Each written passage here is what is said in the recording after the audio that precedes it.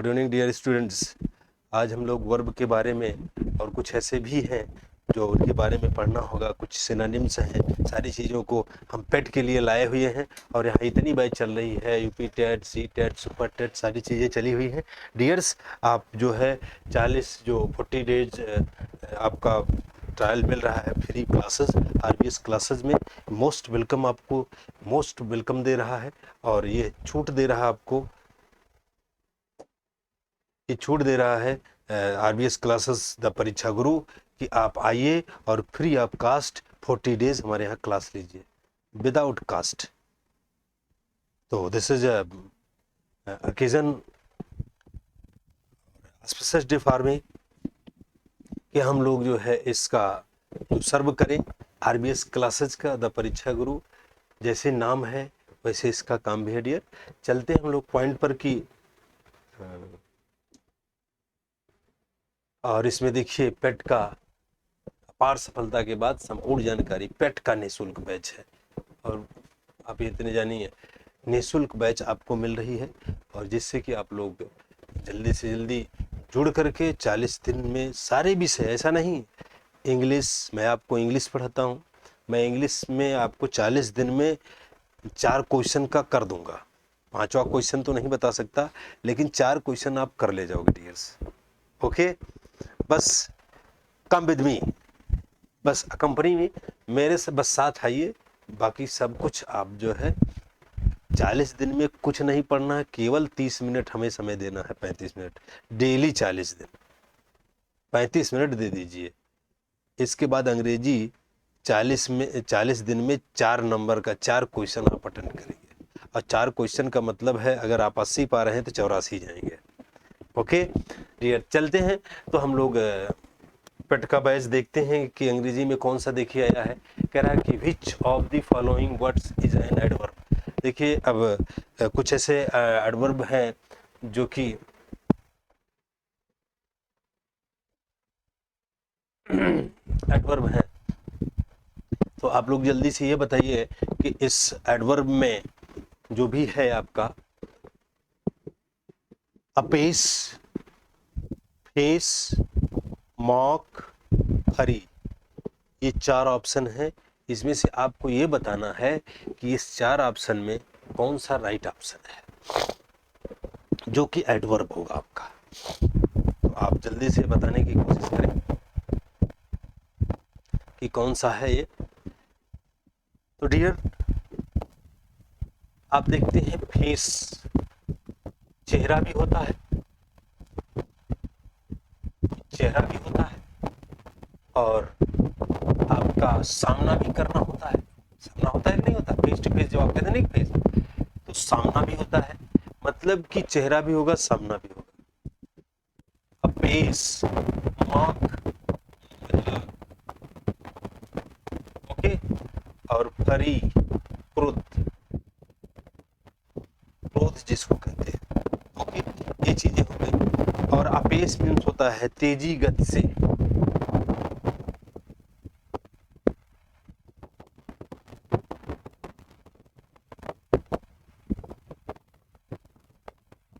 Okay, तेजी गति से। अब इसका मतलब है तेजी गति से चलना आती। कहीं ना कहीं एडवर्ब जो आपका एडवर्ब की बात करनी है तो एडवर्ब ही बताएगा। अपेस, अपेस मतलब तेजी गति से जब चलना है तो चाल के बारे में बता रहा है, तो कहीं ना कहीं ये एडवर्ब बता रहा है। ओके, आपका ये एडवर्ब हो गया। चलिए नेक्स्ट पॉइंट चलते हैं।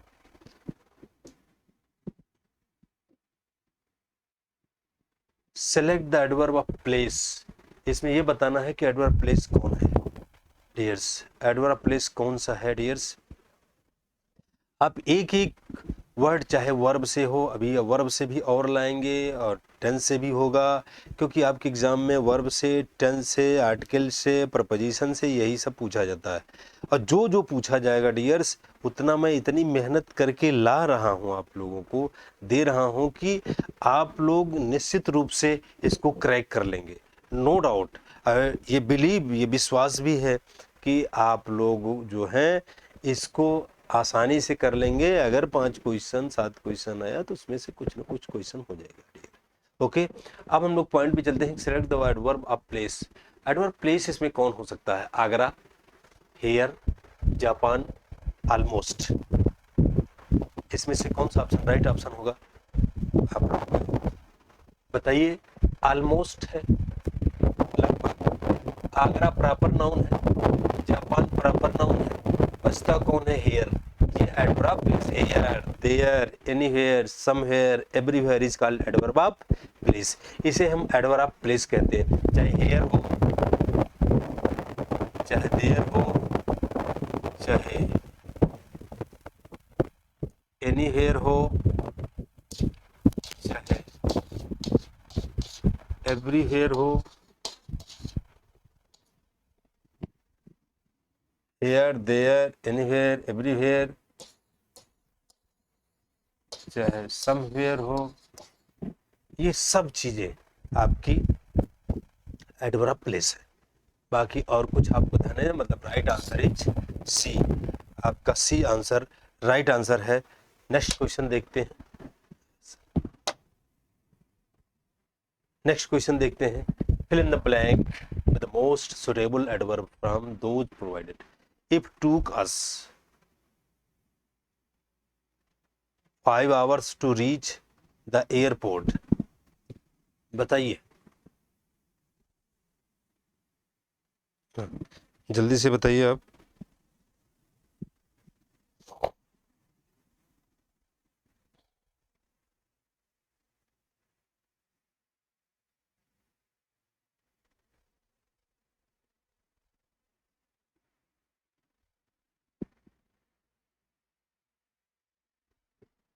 आप बताइए। It took us, it if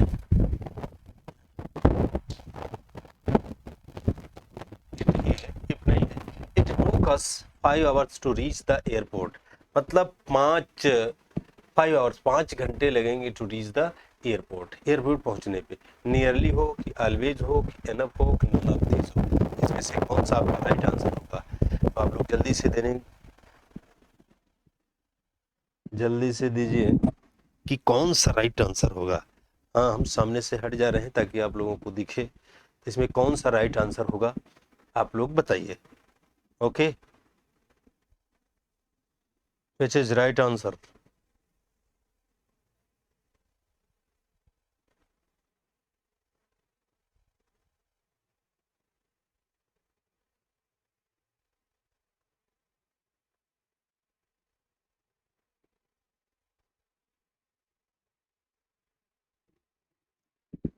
देखिए, इट टूक अस लगभग 5 है। आप कहेंगे ना ऑलवेज हमेशा करना नहीं, लगना है ना, पर्याप्त है, नन ऑफ दिस बात है नहीं।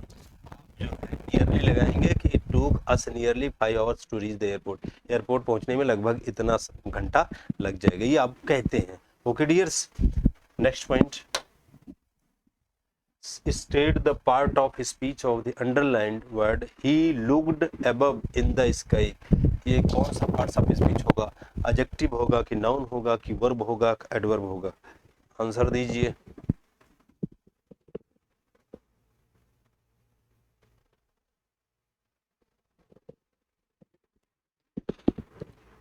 आंसर दीजिए कि he looked above in the sky। Adjective का काम करेगा, नाउन का काम करेगा, या वर्ब का काम करेगा, या एडवर्ब का काम करेगा? कौन सा काम करेगा? ओके, कौन सा कार्य करेगा ये? एबब, यहाँ कि एबब जो है आपके नाउन का भी काम करता है, एडवर्ब का भी काम करता है। इसके कई वर्क होते हैं इसमें। अब इसमें आपका कौन सा वर्क काम कर रहा है, ये बताइए।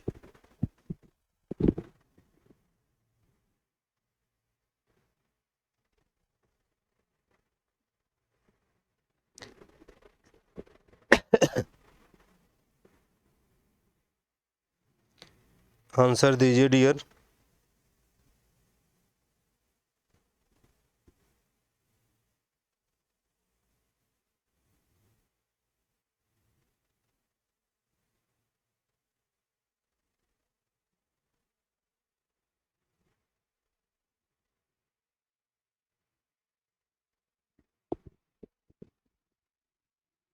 बताओ अब यहाँ कौन सा काम करेगा?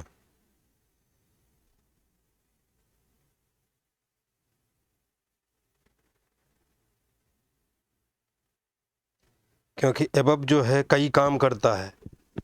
एबब जो है आपका कई काम करता है। एबब आपका एडवर्ब का भी काम करता है, प्रपोजिशन का भी काम करता है, एडजेक्टिव का भी काम करता है और नाउन का भी काम करता है। ओके, जैसे एबब की बात अगर हम करें, एबब की बात अगर हम करें यस, एबब में आप देखेंगे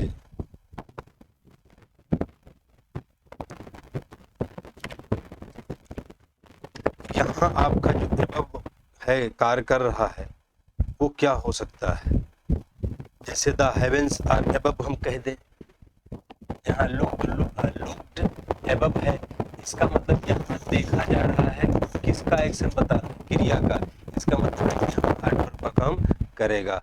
ओके, लेकिन अगर यही दूसरे सेंटेंस में हम कहें कि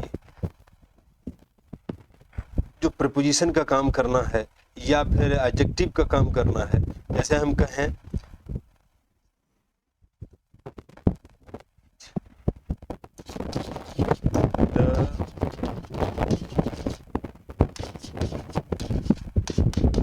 मोरल लॉ इज, जो मोरल लॉ है, द मोरल लॉ इज क्या, इज एबव द सिविल,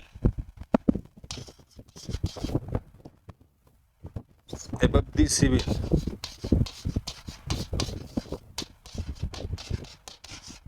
ये आपका हो गया। एबव क्या होगा, एक एबव आपने देख लिया। अच्छा, दूसरा एबव कौन सा काम करेगा, सभी लोग बताइए और तब मैं आप लोगों को आंसर देता हूँ इससे भी, इससे रिलेट कि एबव कौन कौन सा काम कर सकता है। एडवर्ब का भी काम करेगा, एडजेक्टिव का काम करेगा, नाउन का काम करेगा या प्रपोजिशन का काम करेगा, सब करेगा। और फिर देखिए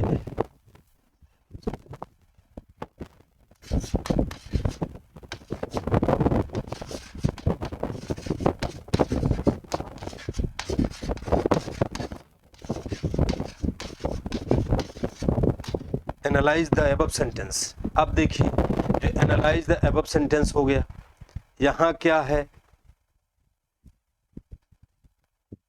और देखिए नाउन का काम कैसे करेगा,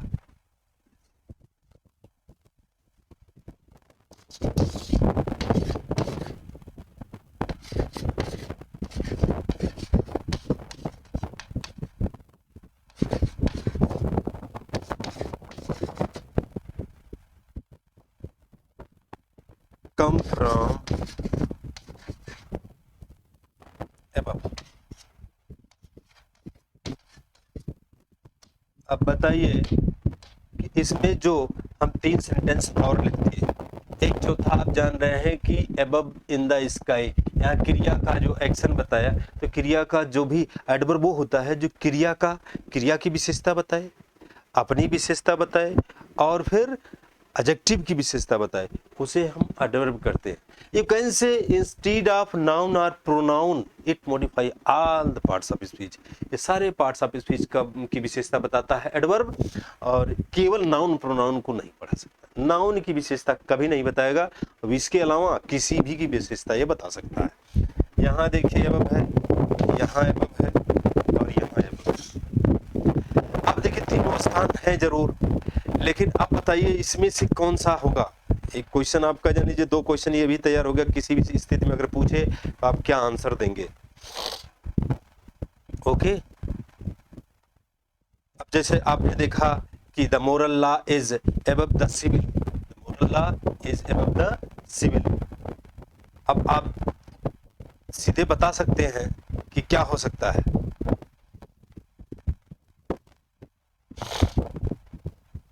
किसके ऊपर, सिचुएशन इज टेलिंग दैट, कौन बताता है, प्रीपोजिशन, और प्रीपोजिशन जब सिचुएशन बताएगा इसका मतलब है यहाँ ये क्या हो गया, प्रीपोजिशन।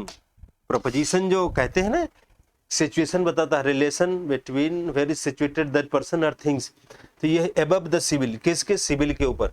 तो ये आपको ध्यान देना है कि यहाँ तो प्रीपोजिशन का काम कर दिया, क्योंकि यह जो इस पर रिलेट है, इससे सिचुएट है सिविल पर। फिर एनालाइज द एबव सेंटेंस। देखिए इधर आपका नाउन है, और नाउन के पहले की नाउन की विशेषता कौन बता रहा है? सेंटेंस कौन है? ऊपर है ना। इसका मतलब यह जो ये बता रहा है, यह सेंटेंस की क्या कर रहा है? ये सेंटेंस को क्या बता रहा है? भाई सेंटेंस की विशेषता है कि नहीं है? तो जब ये सेंटेंस की विशेषता है, इसका मतलब है एडजेक्टिव होगा। फिर देखिए यहाँ एबव है, इसका मतलब है कि our blessing come from above, ऊपर से आना, अर्थात ये ऊपर एक स्थान है, स्वर्ग जिसको कह सकते हैं आप। तो ये एबव ऊपर है, ऊपर से ब्लेसिंग आती है, तो इसे हम नाउन का रूप दे देते हैं। यह देखिए आपका एबव कहाँ कहाँ काम किया। यहाँ एबव आपका एडवर्ब का काम कर दिया, यहाँ प्रपोजिशन का काम कर दिया, यहाँ एडजेक्टिव का काम कर दिया, यहाँ आपका नाउन का काम कर दिया। यही एक चीज कई जगह पूछी जा सकती है, but depends on your sentence. Sentence किस कंस्ट्रक्शन का है, अकॉर्डिंग टू दैट आपको। और ये ध्यान रखिए एबव के बाद अगर ये कोई नाउन की बात करता, अब देखिए यहाँ जो एबव सेंटेंस की बात कर रहा है, इससे रिलेट एबव सेंटेंस, इसका मतलब है ऊपर की बात कर रहा है। सेंटेंस की विशेषता, सेंटेंस कहाँ है? ऊपर है, तो ये इसकी विशेषता बताया, तो एडजेक्टिव हो गया। ब्लेसिंग कहाँ से आती है? मतलब कोई चीज है, जब कोई चीज है कि कहाँ से आती है? ऊपर से आती है। तो जब ब्लेसिंग आती है तो कहाँ से आती है? ऊपर से आती है। इसका मतलब है कोई एक स्थान है, और जब वो स्थान है ऊपर है, तो इन द सेंस अब नाउन का प्रयोग हो गया। क्योंकि नाउन को आप जानते हैं, चाहे वो स्थान हो, चाहे व्यक्ति हो, चाहे वस्तु हो, ये सब चीजें क्या हमारी, ये नाउन ही हो सकती हैं। अब देखिए नेक्स्ट चलते हैं, ज्यादा समय न लॉस करते हुए। Identify the adverb in the given sentence. The wicked boy slapped the girl loudly.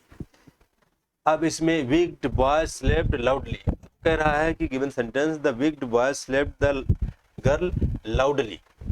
और अब इसमें जो आपका लाउडली है, यही बताना है, ये आपको बताना है कि इसमें एडवर्ब कौन है, ये जान ले। एडवर्ब कौन है?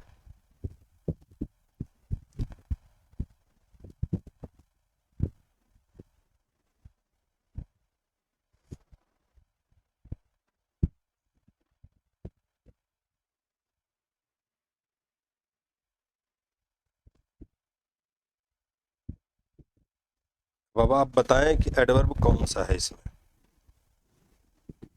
विक्ड है कि बॉय है कि स्लेप्ड है? क्योंकि बता रहे हैं कि एडवर्ब बताइए गिवन सेंटेंस में, इसमें स्लेप्ड है कि बॉय है कि विक्ड है कि गर्ल है कि लाउडली है, ये बताना है आपको। हालांकि आप स्पेलिंग पर मिस्टेक हो गई है। लाउडली मतलब ऑप्शन जो हमारा है डी, लाउडली, लाउड विशेषता, लाउडली उसका एडवर्ब। इसका मतलब है हमारा जो डी ऑप्शन है वो राइट ऑप्शन है।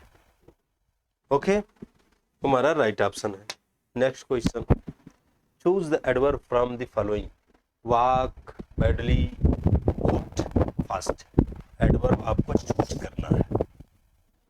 क्या करना है? चूज, एडवर्ब चूज करना है। और ये इसमें आपका वॉक होगा, बैडली होगा कि गुड होगा, सीधी सी बात है। इसमें आपको एडवर्ब चुनना है, आप बता देंगे कि एडवर्ब क्या हो सकता है। इसमें बताने में देरी नहीं लगनी चाहिए, कुछ है नहीं ये। क्योंकि आप जानते हैं मैंने बताया था किसी भी एडजेक्टिव में अगर एलवाई जुड़ता है तो वो एडवर्ब होता है, लेकिन किसी नाउन में यदि एलवाई जुड़ता है तो वो एडजेक्टिव होता है। लेकिन अगर किसी, बैड क्या है? एडजेक्टिव है, गुड बैड, इसमें एलवाई आप जोड़ दिए तो क्या बनेगा? एडवर्ब बनेगा। मतलब B option is right answer. Okay, क्योंकि एडजेक्टिव हमें खोजना नहीं है। फास्ट दोनों होता है, फास्ट जो है हमारा एडवर्ब भी होता है, एडजेक्टिव होता है, लेकिन अकॉर्डिंग टू सेंटेंस जैसे यूज इसका प्रयोग किया जाए फास्ट, ये दोनों काम करेगा। अगर हम कहें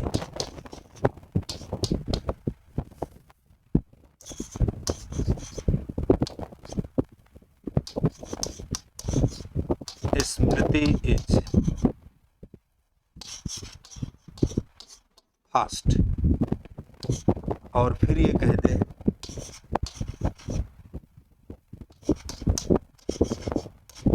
स्मृति कम्स फास्ट,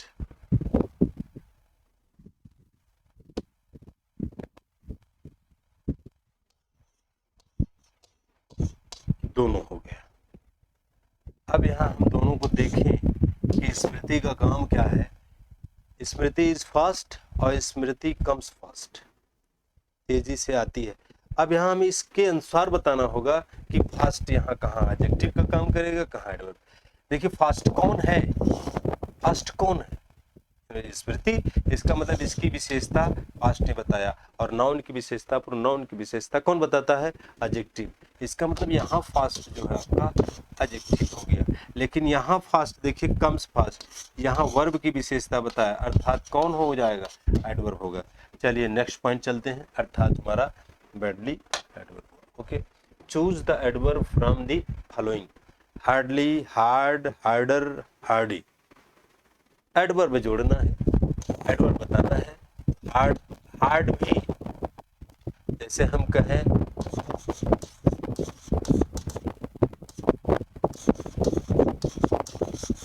वर्क हार्ड,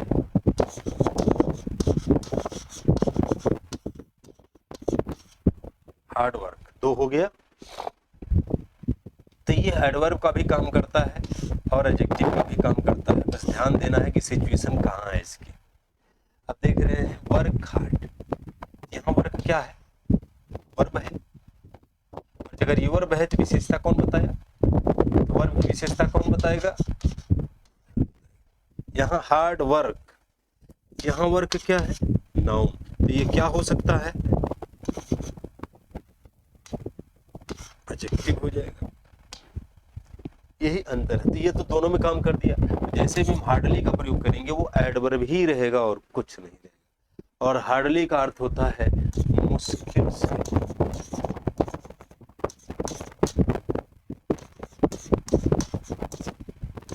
मुश्किल से होता है। ओके, नेक्स्ट क्वेश्चन चलते हैं हम लोग। An example of linking adverbials is these, so, your, the. इसमें से कौन सा लिंकिंग एडवर्बियल्स है। ऐसा हो वो एडवर्ब भी हो और लिंक का भी काम करता हो, कनेक्ट का भी काम करता हो, वो एडवर्ब हो। तो आप दीज एडवर्ब हो नहीं सकता, योर एडवर्ब हो नहीं सकता, ये तो प्रोनाउन का काम है। द एडवर्ब हो नहीं सकता, ऐसे ही कट गया। तो बच कौन रहा है, सो। तो सो आपका ये एडवर्ब है। ओके, यही आपका एडवर्ब है। तो आंसर, राइट आंसर कौन सा होगा हम लोगों का, so. So is right answer. Okay, choose adverb in the following sentence. He frequently comes unprepared. इसमें से कौन सा है, ही होगा कि कम्स होगा कि अनप्रिपेयर्ड होगा, कौन सा होगा इसमें बताइए।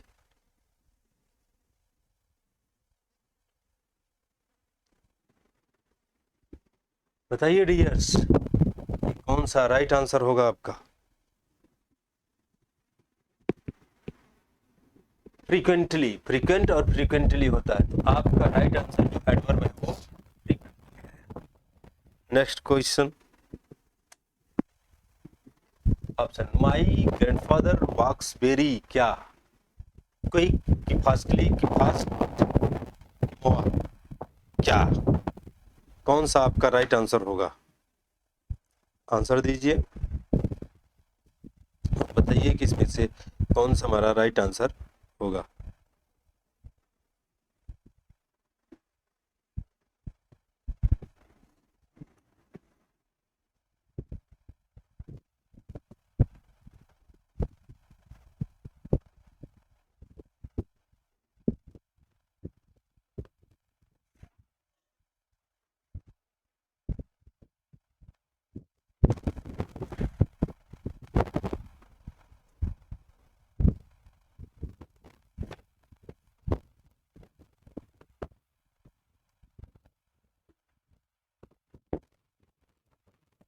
आइए जल्दी से। तो आप जानिए कि इसमें आपका ग्रैंडफादर वॉक्स वेरी पढ़ लिए। सेंटेंस में क्या बताना है? Correct option, my grandfather walks very क्या फास्ट, वेरी फास्ट। आप बहुत तेज चलते हैं, पिताजी बहुत तेज चलते हैं। तो हम लोगों का कौन सा ऑप्शन सही होगा? C option is right option. The game should be finished by now, the underlined auxiliary you suggest. हम जानते हैं शुड का प्रयोग हम ड्यूटी, प्रिजम्पशन,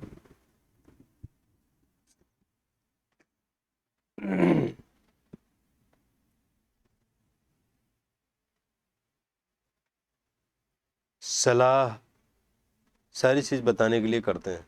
इसमें से क्या हो सकता है? प्रोबेबिलिटी होगा, या आपका कंजंक्शन कंजक्चर होगा, या डिडक्शन होगा, या प्रिडिक्शन होगा। हम आपको इनडायरेक्ट वे में बता चुके हैं कि क्या होगा। ओके, प्रोबेबिलिटी बताएगा कि कंजक्चर बताएगा या डिडक्शन बताएगा, क्या बता सकता है? आंसर दीजिए।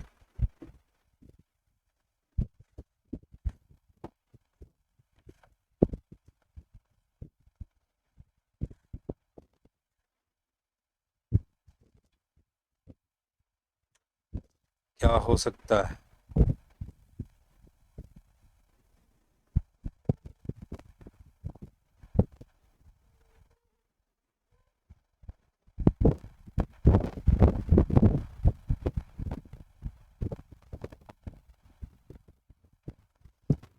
जानते हैं कि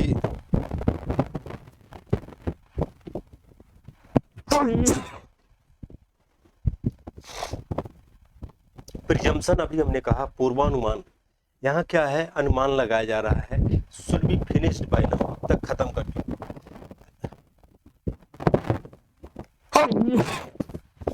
तो यहाँ हमारा प्रेडिक्शन है, प्रेडिक्ट बोलते हैं ना, जो काम मतलब खत्म हुआ कि नहीं हुआ लेकिन हम उसके पहले बोल चुके होते हैं, that is called prediction.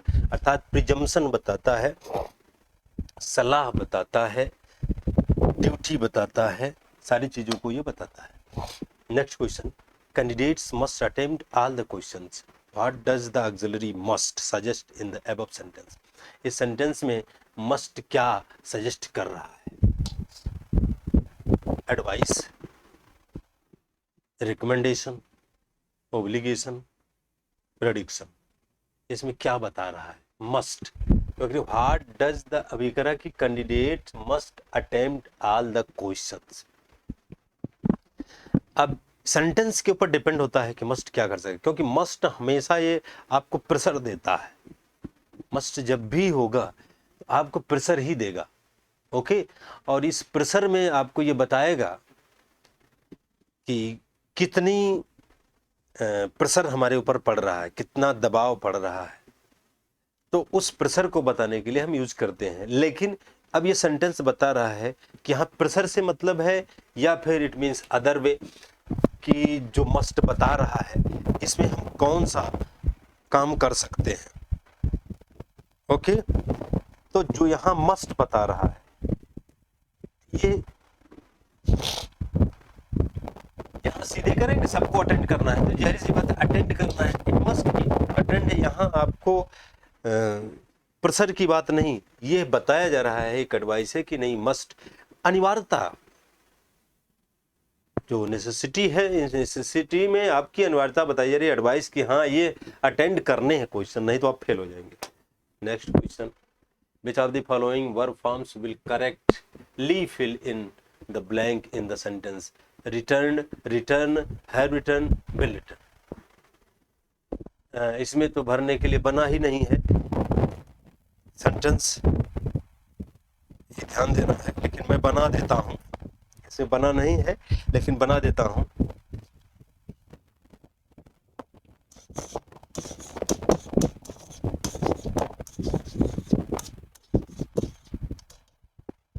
Time we, अब जो है इसी पर आपको काम करना है कि इट इज टाइम वी, और उसके बाद जो है एक लिख देता हूं क्योंकि लिखा नहीं गया है, तो ये सेंटेंस यही समझिएगा। It is time we dot dot our home. Return होगा कि रिटर्न होगा कि हैव रिटर्न होगा कि will return. It is time, sentence बता रहा है टाइम हो गया है। It is time we, return हो कि रिटर्न हो कि हैव रिटर्न हो या विल रिटर्न। कौन सा ऑप्शन आपका राइट ऑप्शन होगा?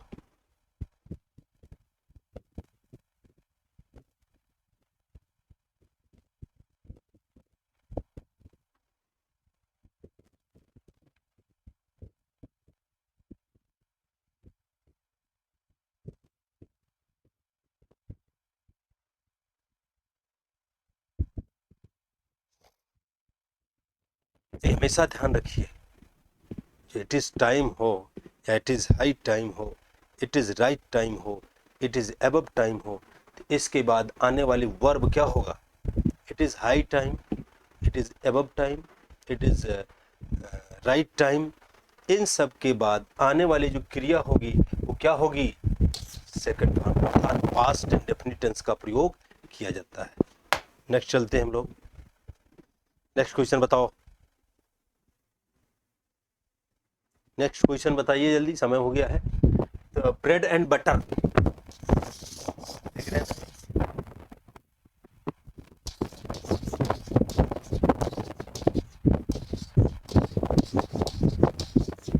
स्लो एंड स्टीडी,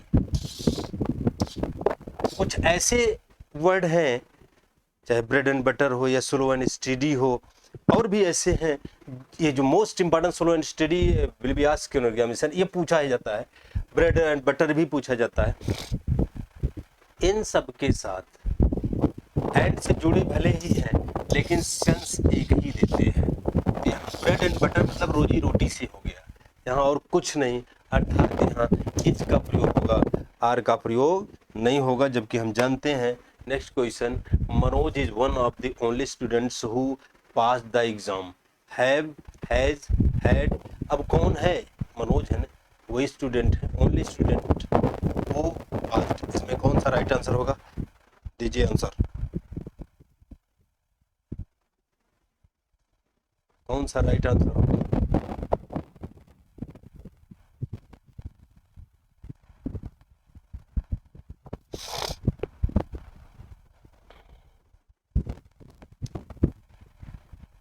वही है, कौन है? तो इसमें हैव होना नहीं, हैज का प्रयोग करके Manoj is one of the, क्योंकि सेंटेंस बता रहा है student who has passed the exam, जो पास हो गया है, हो चुका है। ओके, अब हम लोग बस लास्ट क्वेश्चन था डियर्स, आप लोग बस लगे रहिए और डेली आप 6:15 बजे क्लास 6:15 पे आपकी स्टार्ट हो जाती है, और आप सभी लोग एक दूसरे को शेयर करें, और सारे विषय चलते हैं पेड के लिए और फ्री ऑफ कास्ट है। इस आरबीएस क्लासेस में आप लोग सब्सक्राइब करके इसकी संख्या को बढ़ाने की कोशिश करें। डियर्स, द परीक्षा गुरु जो आपको एक फ्री में प्रोवाइड कर रहा है, हम लोग ये मेहनत करके, इतनी मेहनत से इसमें क्वेश्चन लाते भी हैं, तो कहीं ना कहीं आप सिर्फ एक जो उंगली है, इस उंगली को आपको दबाने से आई थिंक कुछ ऐसा कोई भी रेखा नहीं कटेगी, लेकिन हम आप नहीं करते हैं। अब क्यों नहीं करते हैं, ये आपकी टेंडेंसी जाने, क्योंकि किड्स ने कहा है कि I think a beauty joy for ever. अगर कोई चीज़ अच्छी हो तो उसका आनंद लेना ही चाहिए, उसको कंडम करने वाला कोई मूर्ख ही हो सकता है डियर। ओके, तो thanks a lot dear, be happy,